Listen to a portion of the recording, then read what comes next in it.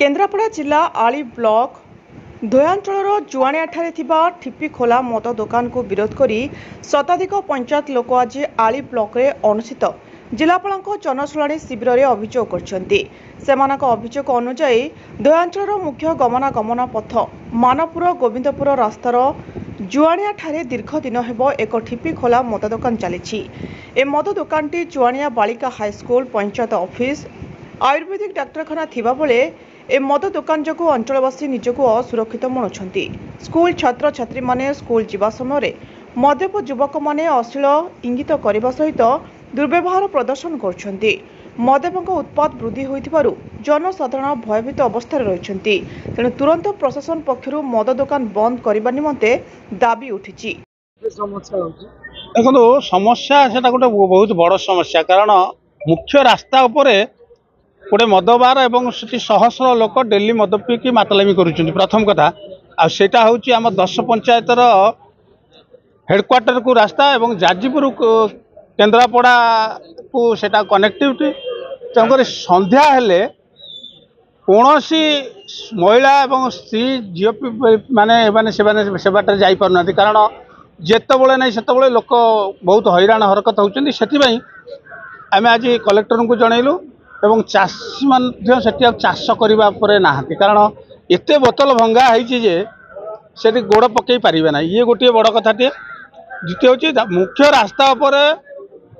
एवं गोटे हाईस्कल से अच्छी गर्ल्स हाईस्कल से झील मैंने कौन प्रकार यातायात कर पारना सरकार नियम हिसाब से कस्मिन काल रही पार ना। ये कलेक्टर को आम दाबीपत्र देलु कलेक्टर प्रतिश्रुति देती 15 दिन भितर आर कार्यानुष्ठान निश्चित हम।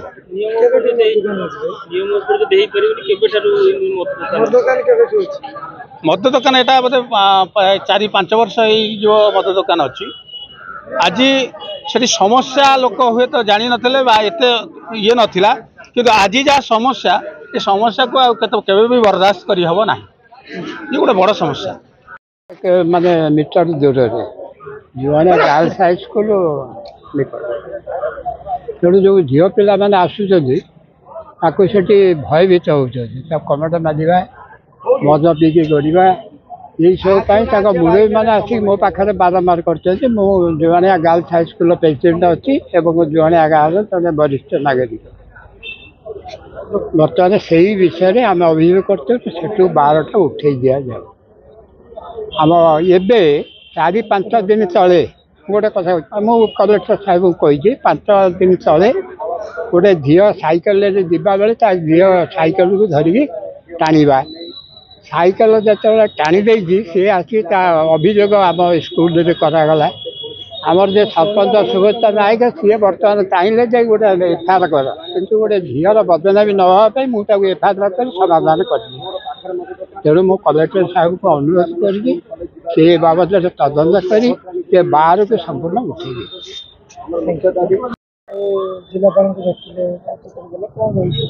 आज्ञा ये जिलापाल को भेटार कारण हूँ आमर अंचलवासी मु जुआणिया पंचायतर लोकप्रतिनिधि सुब्रत कुमार नायक 2 वर्ष है आम लिखित अभियोग जिलापाल ठू नहीं सीएम ऑफिस आम देचु कौन कार्य अनुष्ठान नि मद धल बदर्श दुकान बंद करने कारण आमर जुआणिया पंचायत रे गोटे बालिका उच्च विद्यालय अच्छी गोविंदपुर कॉलेज गोविंदपुर हाईस्कल गोविंदपुर भी गोटे मद काउंटर अच्छी जुआणिया बालिका उच्च विद्यालय पाखरे आमर मद दुकान कम से कम 300 मीटर भितर आम चाहूँ 2 वर्ष भीतर कौन पदक्षेप नहीं ना सरकार तरह आम सरकार को अनुरोध करुचु जिलापाल को अनुरोध करुचु दाबीपत्र 200 ऊर्ध्व लोक आम आसीलु जिलापाल सार को भेटिलु दाबीपत्र देलु दाबीपत्र हिसाब से कौन कार्य नहला 15 दिन आमको समय नहीं आम दृढ़ विरोध करूँ अंचलवासी माने दुकान को आम बंद करूँ। आज आली पंचायत समिति रे जो जनशुणाणी थिला 116टी पिटिशन ग्रीवेंस पिटिशन आमर हस्तगत होता एमध्यु इंडिविजुअल व्यक्तिगत भाव 112टी ग्रीवेंस पिटिशन थिला और सामूहिक 104टी थिला एवं सामूहिक पिटिशन 12टी थिला एवं आ मध्यु 4टी पिटिशन को आम कंसीडर करी रेड क्रॉस रु किछि अर्थ प्रदान करछु ट्रीटमेंट पाई जो मानकर ट्रीटमेंट आवश्यकता अच्छी ट्रिटमेंट जावाई विभिन्न हॉस्पिटल को जावाई ट्रांसपोर्टेशन कॉस्ट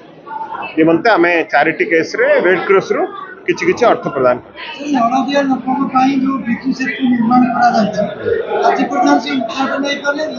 कोटी कोटी ओके हाँ ठीक अच्छे मुझे आपन कथा बर्तमान शुणिली नोट करके रखी आपन को जन पारू जो इनक्वारी करूँ जन पारू मुझे तो हठात किना कही पारि कौन है आली रे कौन है कहतु राजकनिका आम जोदन जा राजकनिका कथा आप कहे ना पचरे कहले शुणा देखा हाँ से आम देचु आम एक्साइज सुपरिटेडेंट को देचु जदि नियम बहिर्भूत से करें मद दुकान तापर निश्चित पदक्षेप नि